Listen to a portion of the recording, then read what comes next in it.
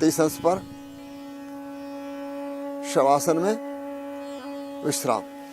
पेट के ऊपर लेट के करने के आसन। भुजंग आसन की स्थिति लीजिए, पैर मिलाइए, हाथ दोनों कंधों के नीचे, कोहनी ऊपर को उठाई, माथा जमीन पर, पंजों को लंबा करो, एड़ी मिलाओ, पंजे मिलाओ। अब श्वास को भरते हुए गर्दन को पीछे लो, उठो पर को, छाती उठाओ, नाभि तक पेट, कोहनी मिलाओ कमर से।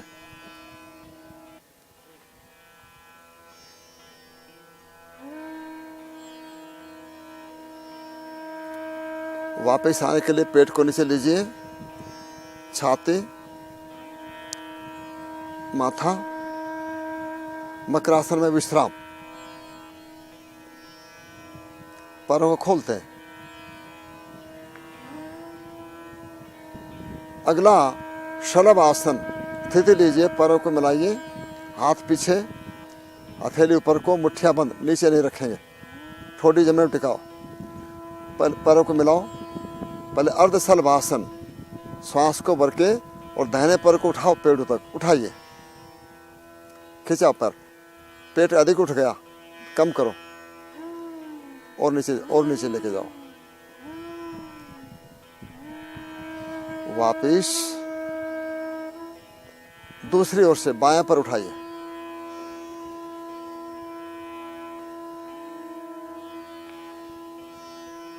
छोड़ दीजिए। पूरा शलभासन करेंगे। श्वास को भरो, हाथों से भूमि को दबाइए, उठाइए पैरों को, एक साथ उठाइए, चलिए, दोनों पर उठाओ, घुटने सीधे।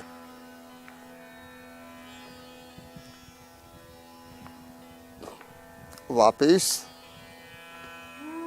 अगला धनुरासन, घुटने मोड़िए,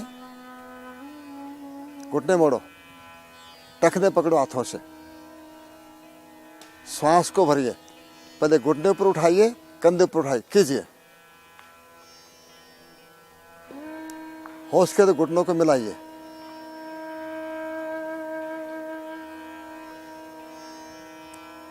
वापिस मकरासन में विश्राम।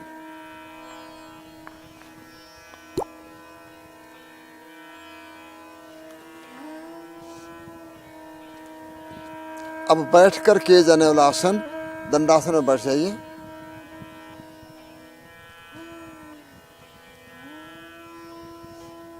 दोनों पर सीधे, कमर के साथ हाथ सामने देखिए। पश्चिमोत्तानासन, श्वास को भर के हाथ ऊपर लीजिए। अब श्वास को बाहर निकालिए, आगे झुकिए, पहले उंगली को मोड़ के अंगूठा पकड़िए। अब घुटनों में सिर लगाओ, कोहनी जमीन में टिकी रहेंगे।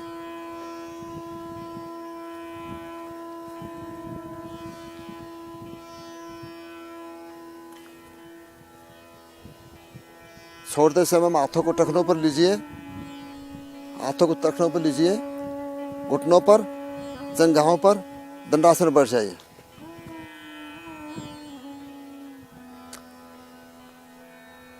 अगला वक्र आसन, दाहिने घुटने को मोड़िए, बायां हाथ उसके बाहर को लीजिए, दाहिना हाथ पीठ के पीछे, दाहिनी ओर से पीछे देखिए, कमर सीधी।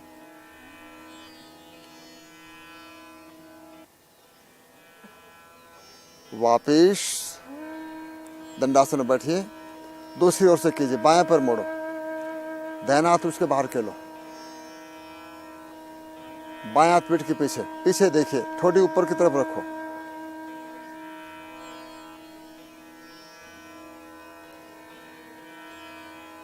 छोड़ दीजिए, दंडासन में बैठो। अब दाहिना पैर मोड़ो, उसके बाएं घुटने बाहर के रखो, चलो, बायां हाथ लो, दाहिने घुटने के बाहर के, और दाहिने पैर का पंजा पकड़ो, दाहिना हाथ पीठ के पीछे, बाई जंघा तक, पीछे देखिए, ठोडी ऊपर को।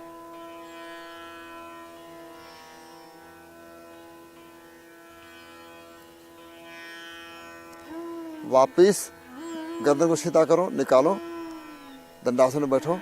दूसरी ओर से दाहिना पैर मोड़ो, चलो बायां पैर उसके बाहर को रखिए।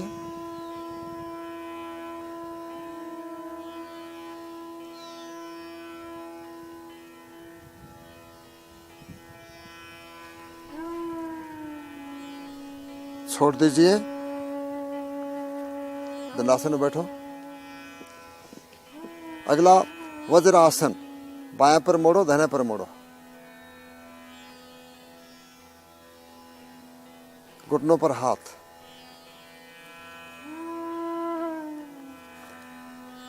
सुप्त वज्रासन, इसी में पीछे थोड़ा सा तिरछे हो जाए, दाहिनी तरफ को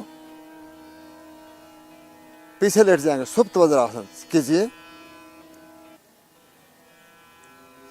हाथों को सिर के पीछे बांधिए, एड़ियां थोड़ी सी बाहर निकालने से ठीक बनता है। घुटनों को होश के तो मिला, हाथ सिर के पीछे बांधो, घुटनों को टिकाओ जमीन पर।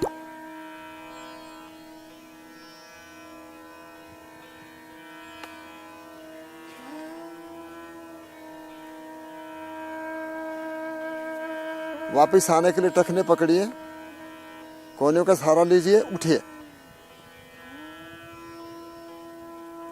अगला मयूरासन, कोहनी नाभि के ऊपर रखिए। चलिए आगे चलिए, कीजिए।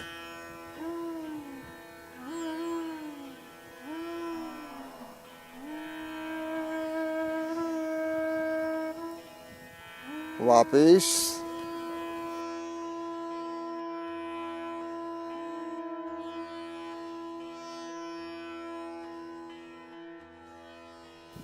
इसको दूसरी बार देखिए, कीजिए। कोहनी नाभि के पास में श्वास को रोकते हैं, सारे शरीर का संतुलन नाभि के पास में रहेगा। पंजे खींचो सामने, वापिस खड़े हो जाएंगे सामने। सार्वदेशिक आर्यव दल की शाखा नायक श्रेणी के आसन दंडासन में बैठ जाइए। कमर सीधे, हाथ सीधे, कोहनी सीधे। अब लेट के किए जाने वाले आसन, लेट जाइए, कमर के बल लेट जाइए। पवन मुक्त आसन, हाथों को जंघाओं पर रखिए, अंगुली क्रॉस। अब श्वास को भरते हुए हाथों को पीछे लेके जाइए। दाहिना घुटना मोड़ो,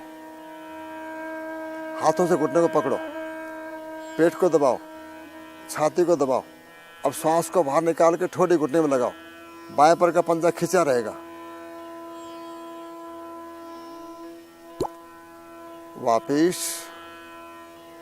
हाथ साइड में, साइड में हाथ। दूसरी बार फिर से हाथों को जगह पर रखिए, अंगुली क्रॉस करो, पीछे लेके जाओ। बाएं घुटना मोड़ो, पकड़ो घुटने को, छाती को दबाओ, पेट को दबाओ। श्वास को बाहर निकाल के ठोड़ी घुटने पर। दाहिना पैर खींचा रहेगा, घुटना सीधा। वापिस हाथ साइड में। अब दोनों पैरों को एक साथ करना है। श्वास को भरते हाथों को पीछे लेके जाओ। दोनों घुटने एक साथ मोड़िए, घुटनों को पकड़िए, पेट को दबाइए, छाती को दबाइए। श्वास को बाहर निकाल के ठोड़ी या माथा घुटने पर लगाओ।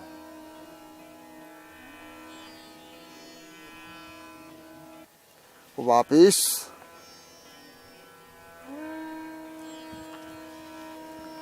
अगला चक्रासन, घुटने मोड़िए, दोनों हाथ उल्टे करके कंधों के नीचे लीजिए। श्वास को भरिए, उठिए। और उसके तो हाथ पैरों को पास में लो।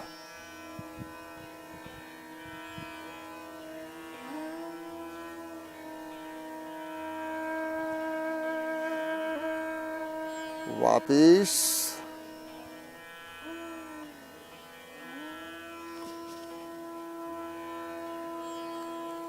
आराम से लेट जाइए।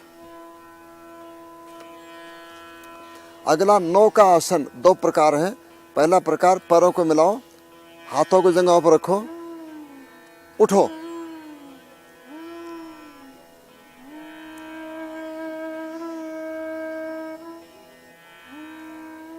वापिस। दूसरा प्रकार, हाथ पीछे करेंगे, 15-15 अंश उठाना, पैरों को मिलाओ, पैर भी उठेंगे, हाथ भी उठेंगे, उठिए।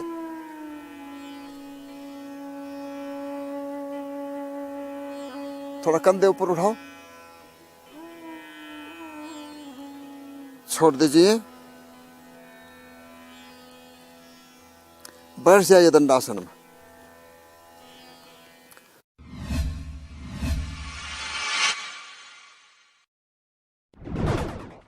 प्राणायाम, श्वास और प्रश्वास दोनों की गति को रोकने का नाम प्राणायाम है।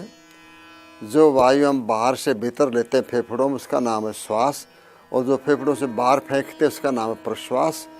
ये स्वैच्छिक क्रिया है, ऑटोनॉमिक नर्वस सिस्टम के द्वारा स्वतः चालित है। हमें इसको ऐच्छिक बनाना है, अपनी मर्जी से श्वास को जितने समय तक भीतर रोकना है, बाहर रोकना है। तो सबसे पहले प्राणायाम में किसी ध्यान के आसन में बैठते हैं, स्वस्तिक आसन, सुखासन, पद्मासन, सिद्धासन या अर्ध पद्मासन, और कमर सीधी, सम्यक काय शिरोग्रीव जिसके लिए कहा है। और ये ज्ञान मुद्रा बना करके पहली उंगलियां अंगूठा मिला करके और सीधे होकर के बैठिए। सबसे पहले शुद्धि क्रिया कपालभाति का अभ्यास करना है। कपाल कहते हैं मस्तिष्क को शुद्धि करने से, इसका नाम कपालभाति है। श्वास को बाहर फेंकना है, बाहर धक्का लगाना है, ये शुद्धि क्रिया है, कपालभाति नहीं है। और 1 सेकंड में 1 स्ट्रोक लगाना है। पहला चक्कर 30 स्ट्रोक्स का लगेगा, अंतिम बार बाहर फेंक करके उसको बाहर ही रोकिए। इसको बाह्य प्राणायाम कहते हैं। 2 बंद लगाएंगे, एक मूल बंद गुरुद्वार को, मूत्र द्वार को ऊपर आकर्षित करेंगे। एक उड्डयन बंद, पूरा पेट पीछे खिंच जाएगा, रीढ़ की हड्डी से सट जाएगा। दोनों बंद लगा करके श्वास को जितना हो उसके बाहर रोकिए। आंखें बंद, भ्रुकुटी में ध्यान, गायत्री मंत्र ओम का जप। जब श्वास नहीं रुके तो बंदों को छोड़ करके और धीरे धीरे भीतर लीजिए। ऐसे 3 चक्कर कपालभाति के, 3 चक्कर बाह्य प्राणायाम के मेरे साथ करेंगे। कपालभाति शुरू कीजिए।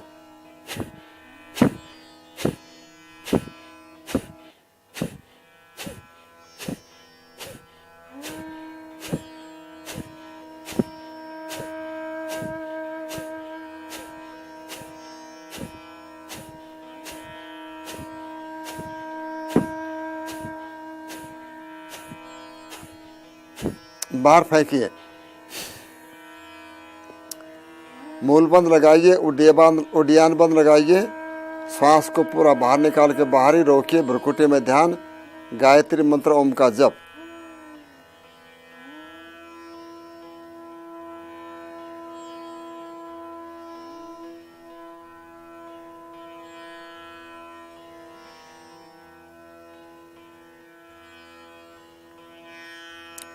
श्वास को भीतर लेने के लिए बंदों को छोड़िए, धीरे धीरे भीतर लीजिए। 2-3 सामान्य श्वास चलने दीजिए।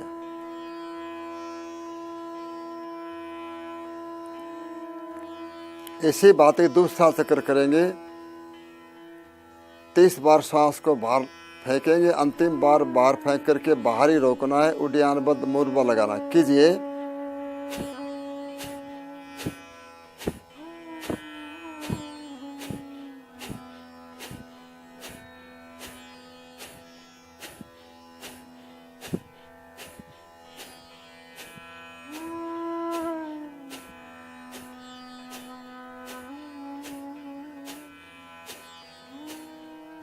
बाहर फेंकिए, उड्डयन बंद लगाइए, मूल बंद लगाइए, भ्रुकुटी में ध्यान, गायत्री मंत्र ओम का जप।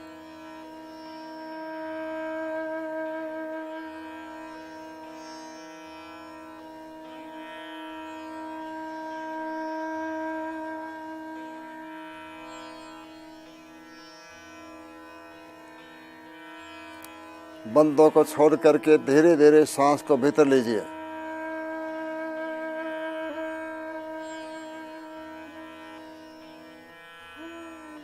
शांत बैठिए।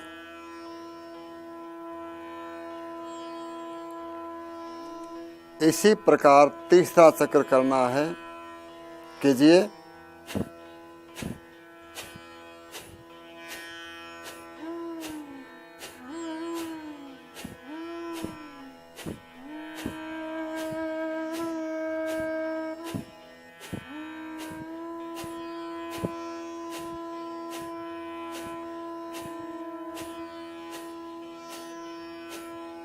बाहर फेंकिए, बाहर रोकिए, उड्डयन बंद, मूल बंद लगाइए। भ्रुकुटी में ध्यान, गायत्री मंत्र ओम का जप।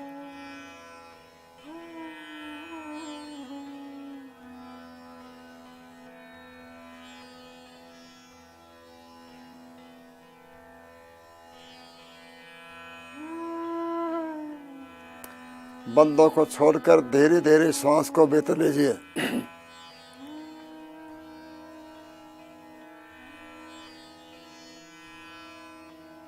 ये कपालभाति बाह्य प्राणायाम का अभ्यास हुआ। अभ्यास हो जाने के पश्चात धीरे धीरे स्ट्रोक्स की संख्या बढ़ानी है। अभी आपने 30 बार सांस को बाहर फेंका, फिर 50 बार, और फिर एक चक्र में 120 स्ट्रोक्स एक उसमें लगाने हैं, और फिर बाह्य प्राणायाम करना है। अभ्यास हो जाने के पश्चात फिर बाह्य प्राणायाम को अलग से करना है।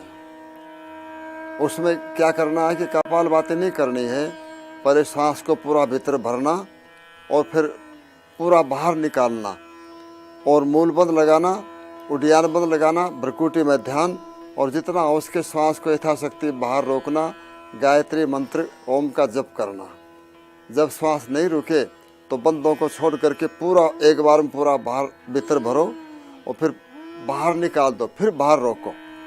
ऐसे 3 प्राणायाम कम से कम करते हैं, मेरे साथ करेंगे। पहले श्वास को भरो, बाहर फेंकिए, उड्डयन बंद लगाइए, मूल बंद लगाइए, भ्रुकुटी में ध्यान, कमर सीधी, गर्दन सीधी, गायत्री मंत्र ओम का जप।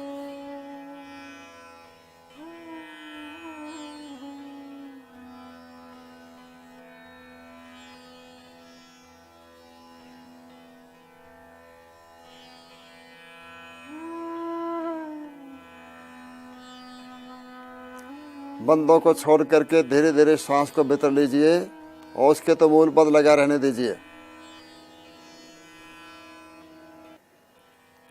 पूरा श्वास भरने के पश्चात फिर बाहर फेंकिए। मूल बंद पहले लगा हुआ है, उड्डयन बंद और लगाइए। भ्रुकुटी में ध्यान, गायत्री मंत्र ओम का जप। बाहर रोकिए।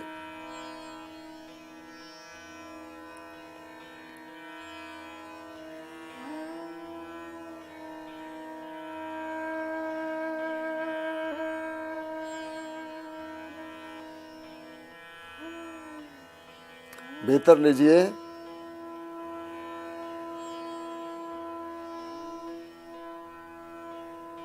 तीसरी बार फिर बाहर फेंकिए।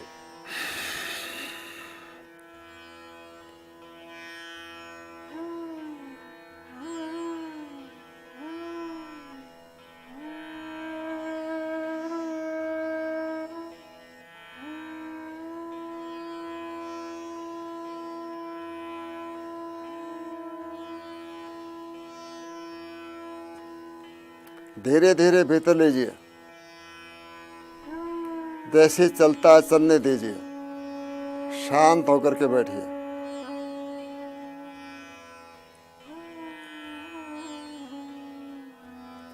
अभी आपने अकेले बाह्य प्राणायाम का अभ्यास किया। ये योग दर्शन का पहला प्राणायाम है और ये युवाओं के लिए बहुत बहुत उपयोगी है। स्वपन दोष है और दूसरे धातु के विकार हैं, यही एक ऐसी औषधि है जो कि कारगर है। तो इसका अभ्यास बढ़ा करके, और 3 किए, 2 दिन में फिर 2 और बढ़ा लो, ऐसे एक सप्ताह में 11 तक कीजिए। और घी दूध कुछ खाने को अधिक मिलता है, सर्दी का मौसम है, तो इसका अभ्यास बढ़ाकर 21 तक कीजिए। और फिर कहा जा सकता है कि आप धातु संबंधी बहुत से विकारों से आप मुक्ति पा लेंगे।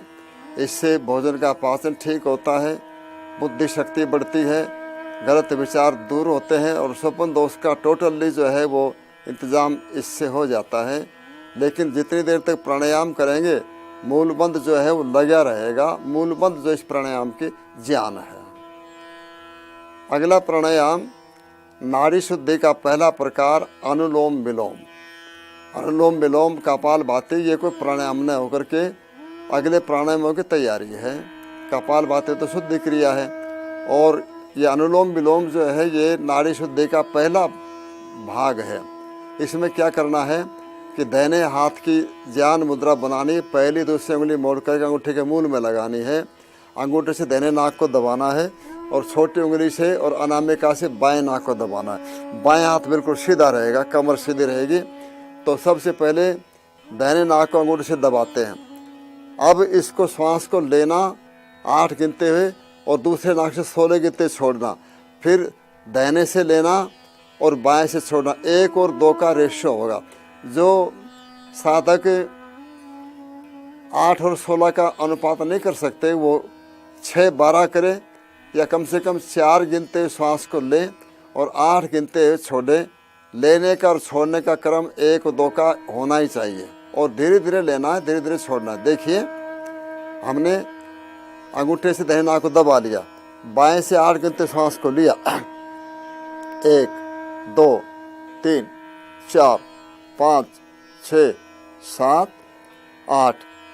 अब बाएं नाक को बंद कर लिया छोटी उंगली अनामिका से, दाहिने से 16 गिनते छोड़ा, 1 2 3 4 5 6। पेट को खींचते जाओ पीछे, 7 8 9 10 11 12 13 14 15, पूरा बाहर निकालो, 16।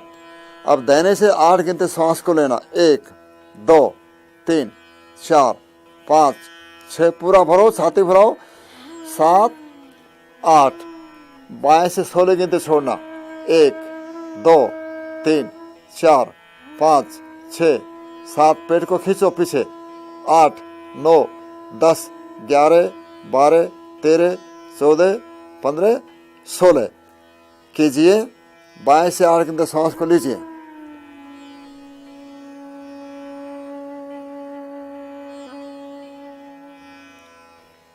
दाहिने से 16 गिनते छोड़िए,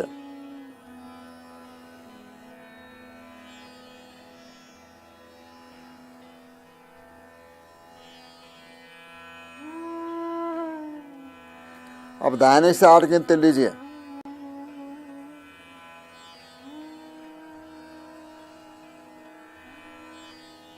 बाएं से 16 गिनते छोड़िए,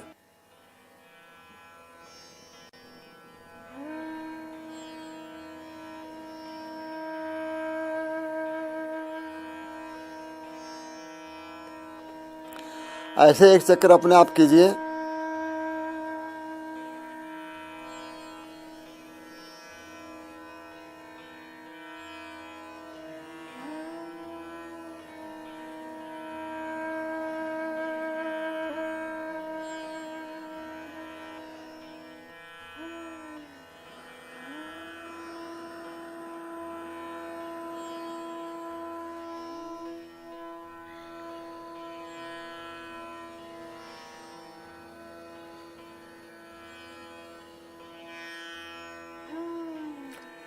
ऐसे अनेक बार अनुलोम विलोम का अभ्यास बढ़ा करके कर सकते हैं। इससे आपका श्वसन तंत्र सक्रिय होगा। हृदय रोगियों के लिए, दमा के लिए बहुत उपयोगी प्राणायाम है। किसी को भी किसी प्रकार की हानि इसमें नहीं पहुंचती है।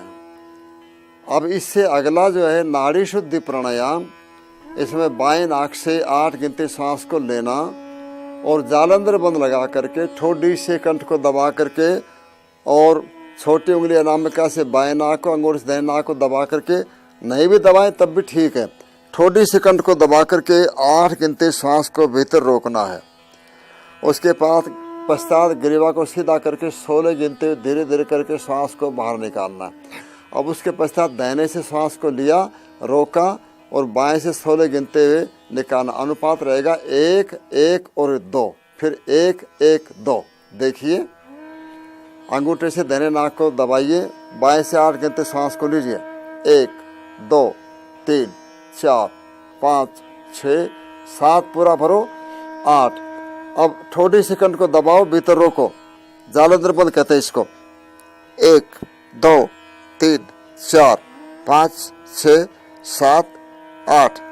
ग्रीवा सीधी, दाहिने से 16 गिनते बाहर निकाली। 1 2 3 4 5 6 7 8। पेट को खींचो पीछे। 9 10 11 12 13 14 15 16। दाहिने से लीजिए, 8 गिनते।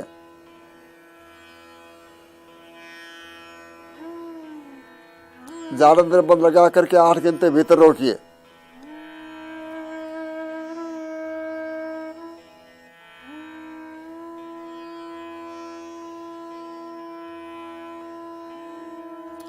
गिरिबा को सीधा करके बाएं से 16 गिनते बाहर निकालिए, पेट खींचिए।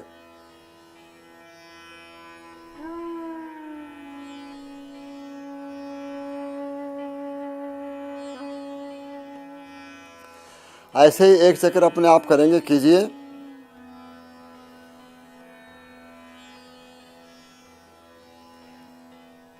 भीतर रोका, जालंधर बंद लगाया।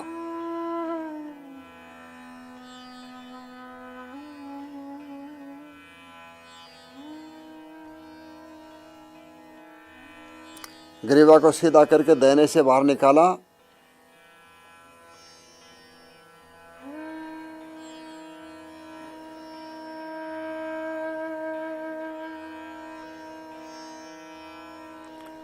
अभ्यास बढ़ा करके भीतर रोकने का समय अधिक। अभी तो हमने 8 गिनते हुए भीतर रोका है, फिर 16 गिनते हुए भीतर रोकना है, फिर 24 गिनते रोकना है, और अंत में 32 गिनते सांस को भीतर रोकना। 1 4 और 2 का अनुपात रहेगा, तभी प्राणायाम पूरा अपने रेंज में आ जाएगा। तो यानी 64 गिनते सांस को भीतर रोकना।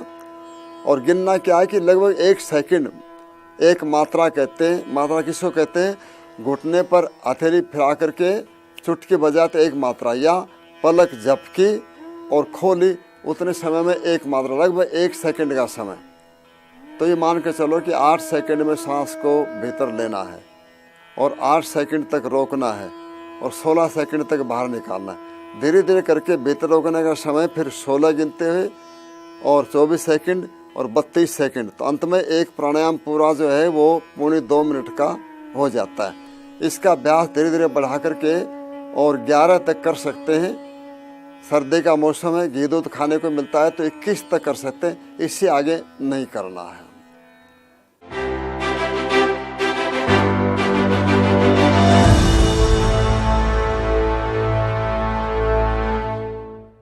साथियों, अभी रुकते हैं एक छोटे से ब्रेक के लिए। मिलते हैं थोड़ी देर में बौद्धिक सत्र के लिए।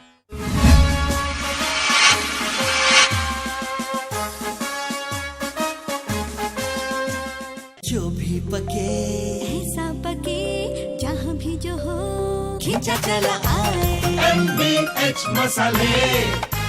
सांबर मसाला हो या चने का मसाला, कसूरी मेथी या देगी मिर्च, असली मसाले सच सच MBH।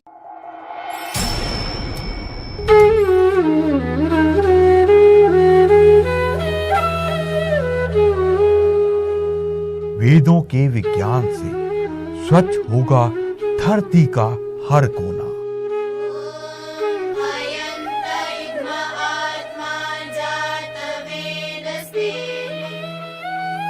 स्वर्ग बनेगी ये धरती, जीवन में सही कर्मों को है पिरोना।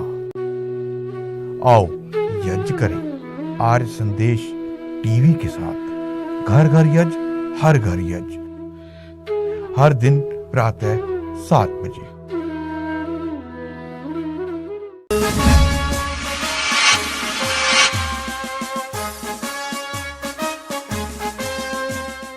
ब्रेक के बाद आप सभी का राष्ट्रीय शिविर में पुनः स्वागत है।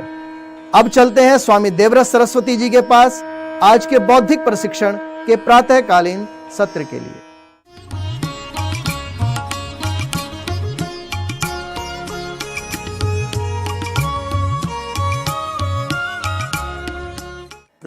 आर्य वीरों, आज देशभक्ति के विषय में चर्चा करेंगे। देशभक्ति का या राष्ट्रभक्ति का क्या अभिप्राय है। पहले हमें देश को या राष्ट्र को समझना पड़ेगा। जैसे ये हमारा शरीर है और उसके साथ में इसमें श्वास प्रश्वास चल रहा है, प्राण है, और इसमें आत्मा का निवास है। तो शरीर, प्राण और आत्मा का निवास, तभी ये जीवन चलता है। उसी प्रकार राष्ट्र की भौगोलिक सीमाएं राष्ट्र का शरीर है। यदि हम अपने भारतवर्ष देश की पुरानी भौगोलिक सीमाओं को देखें, आर्य वीरों, पहले इस देश का नाम आर्यावर्त था। सृष्टि के आदि में तिब्बत में मनुष्य उत्पत्ति हुई। जब वहाँ पर स्थान की न्यूनता होने लगी तो गंगा सिंध के मैदान में आर्य नीचे उतरे और जंगलों को काट करके साफ करके उसको बसाते चले गए। तो आर्यों के द्वारा आबाद करने से, बसाने से इस देश का नाम आर्यावर्त पड़ा। और इससे पहले इस देश में कोई नहीं रहता था। उसके पश्चात शकुंतला, महाराजा दुष्यंत के पुत्र भरत के नाम पर वो चक्रवर्ती सम्राट थे, तो उनके नाम पर इसका नाम भारतवर्ष पड़ा। हिंदुस्तान नाम हमें विदेशियों ने दिया और इंडिया अंग्रेजों ने दिया। वास्तव में हमारे देश के पुराने दो ही नाम हैं, आर्यावर्त और भारतवर्ष। तो प्राचीन भारतवर्ष की यदि आप मानचित्र को देखें तो सिंह के समान उसकी आकृति भारत माता की दिखाई देती है, जिसके मस्तिष्क पर कश्मीर का मुकुट विराजमान हो रहा है। और आज जो क्षेत्र पाकिस्तान में चला गया, पश्चिमी पाकिस्तान, वो उसका मुख दृष्टिगत आ रहा है। और पहले ब्रह्मदेश म्यांमार